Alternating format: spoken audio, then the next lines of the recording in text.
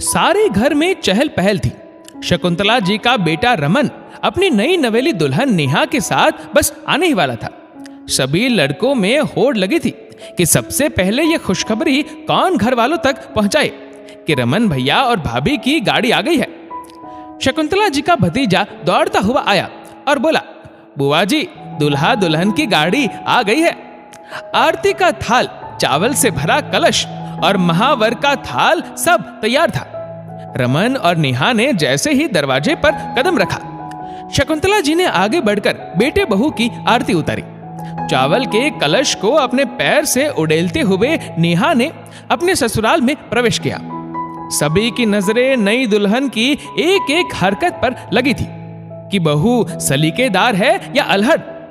जब नेहा अपनी सासुमां के पैर छूने के लिए झुकी तो दादी सास ने टोकते हुए कहा, तेरी सास से बड़े भी बैठे हैं अभी।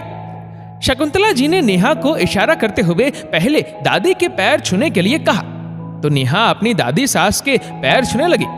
तभी अंदर से शकुंतला जी की छोटी बेटी भागते हुई आई और बोली, माँ माँ, पिताजी की तबीयत ठीक नहीं लग रही, उन्हें सांस लेने में दिक्कत हो रही है। इतना सुनते ही शकुंतला जी सब कुछ छोड़कर कमरे की तरफ भागी।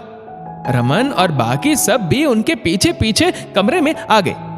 रमन के पिता रमेश जी पिछले 2 सालों से कैंसर रोग से पीड़ित थे। सभी को पता था कि वो अब ज्यादा नहीं जी पाएंगे।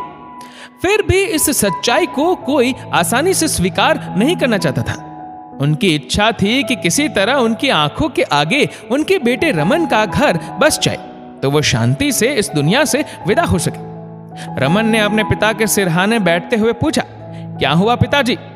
रमेश जी ने लंबी लंबी सांसें लेते हुए कहा, लगता है मेरा अंतिम समय आ गया है। अब तो तेरी शादी भी हो गई, अब तो मुझे छुट्टी दे दो।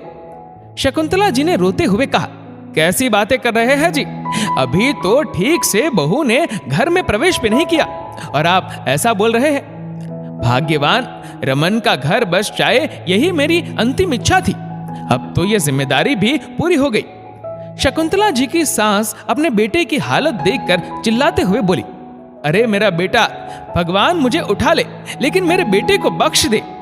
ये कैसी बहू आई है जिसके कदम रखते ही मेरे बेटे की तबीयत बिगड़ गई। दरवाजे की ओट में खड़ी नेहा जो ये सब देखकर पहले ही सकते में थी, दादी की बात सुनकर स्तब्ध रह गई। सबकी निगाहें नेहा पर टिक गई, जैसे सच में वो ही इस सब के लिए जिम्मेदार है। जल्दी से रमेश जी को अस्पताल ले जाएगा, लेकिन उन्हें बचाया नहीं जा सका और वो इस दुनिया से विदा हो गई। नेहा अपने नए जीवन के सुहाने सपने लेकर अपने ससुराल आई थी, लेकिन आते ही ससुर जी के देहांत ने उसे अंदर तक हिला दिया।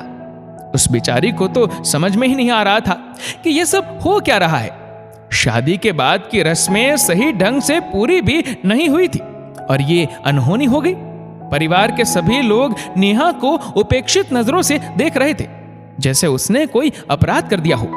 रमन भी अपने पिता के अंतिम क्रियाकर्म में लगा हुआ था। वो बेचारी अपने मन की दशा कहे तो किससे कहे।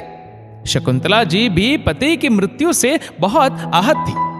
नेहा की दादी सास ने अपना फरमान सुनाते हुए कहा, मेरी मानो तो बहुरिया को उसके मायके ही भेज दो। इसके पैर शुभ नहीं है इस घर परिवार के लिए, ना जाने और कौन सी अनहोनी हो जाए। शकुंतला जी चुपचाप सुन रही थी। उन्होंने नेहा की तरफ देखा, वो किसी अपराधी की तरह कोने में खड़ी रो रही थी। शकुंतला जी खड़ी हुई और नेहा का हाथ पकड़कर कमरे के बीच में ले आई। उन्होंने सबके सामने दृढ़ता से कहा, मेरी बहू के पैर अशुभ नहीं है और ना ही मेरी बहू मनहूस है। ये तो होनी थी जिसे कोई बदल या रोक नहीं सकता। रमन के पिताजी 2 साल से ये दर्द और तकलीफ झेल रहे थे। आज तो उन्हें इस नर्क जैसी जिंदगी से मुक्ति मिली है। उनकी बस यही इच्छा थी कि उनकी आंखों के सामने रमन का घर बस जाए, उसकी भी गृहस्थी बस जाए।